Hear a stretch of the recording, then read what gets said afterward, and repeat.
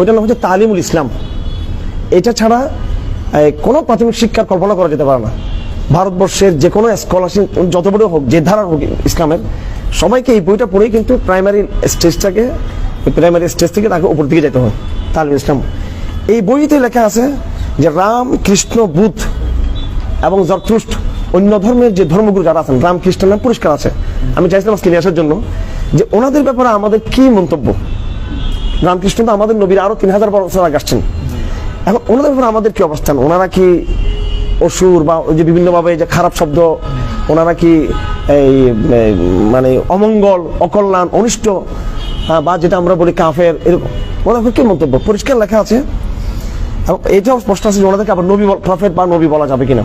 তো উত্তরে এভাবে আমাদেরকে শিক্ষা দেওয়া হয়েছে ওখানে যে রাম এবং কৃষ্ণ ওনারা নবী হতে পারেন, নাও হতে পারেন, প্রফেট। কারণ আমাদের নবীজি তিনি বলেছেন যে আমি আসলে আমার আগে 1000 বছরে যে লক্ষ নবী আসছেন তাদেরই ধারাবাহিকতা আমি। তো লক্ষ নবীর মধ্যে রাম একজন হতে পারেন, কৃষ্ণ একজন হতে পারেন, হ্যাঁ, জরথুস্ট উনি হতে পারেন।